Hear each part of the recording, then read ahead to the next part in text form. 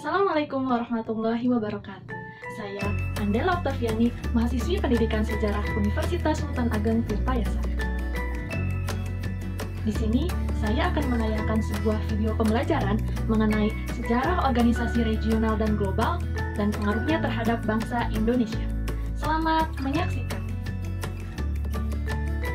Sebelum kita membahas bagaimana sejarah organisasi regional dan global, mari kita pahami dulu apa itu organisasi regional dan organisasi global.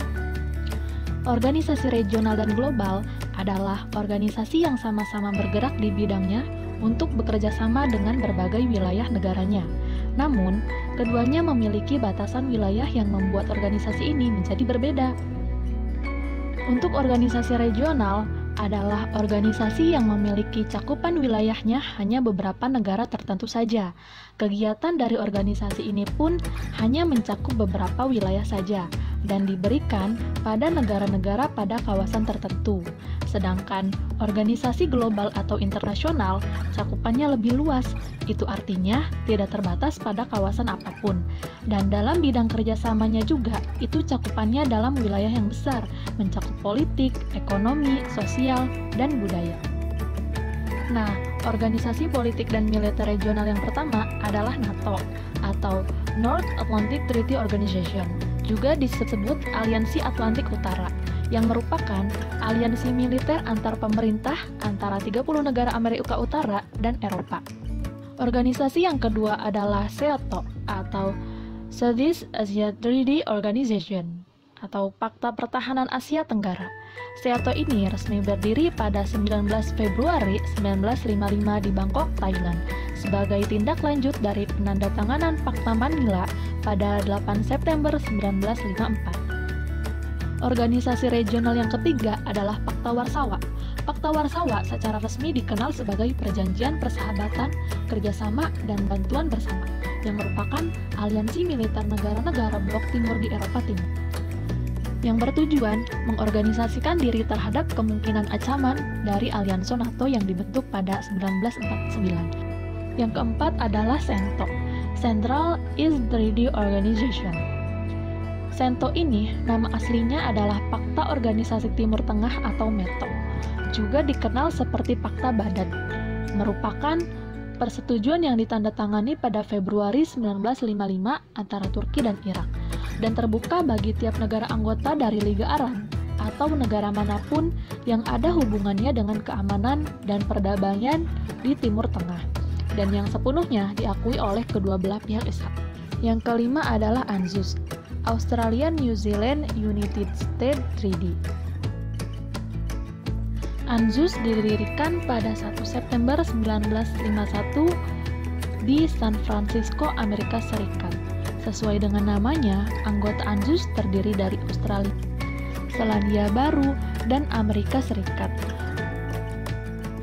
Yang keenam adalah SAARC atau South Asian Association for Regional Cooperation, yang merupakan sebuah asosiasi negara-negara Asia Selatan yang terdiri dari 8 negara, diusulkan oleh Ziaur Rahman, Presiden Bangladesh saat itu, dan dibentuk pada 8 Desember 1985. Organisasi regional yang ketujuh adalah APEC, Asian Pacific Economic Corporation, yang didirikan pada tahun 1989 oleh beberapa negara di wilayah Asia dan Pasifik.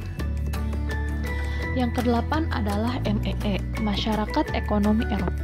Yang kesembilan adalah AFTA, ASEAN Free Trade Area, yang dibentuk saat konferensi tingkat tinggi ASEAN keempat di Singapura pada tanggal 28 Januari 1992.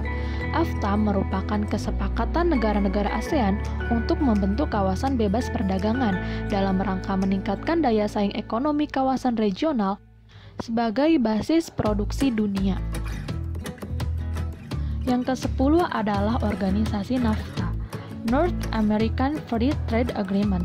NAFTA mulai beroperasi pada 1 Januari 1994. Pendirian NAFTA dilatar belakangi oleh American Summit di Chili pada April 1988 yang membahas tentang peningkatan kerjasama di bidang perdagangan, budaya, perjalanan, hingga cyberspace. Organisasi regional yang ke-11 adalah CAFTA-DR atau Central America Free Trade Agreement Dominican Republic. CAFTA-DR ini adalah perjanjian perdagangan bebas Amerika Tengah Republik Dominika yang disetujui antara tahun 2003 dan 2004.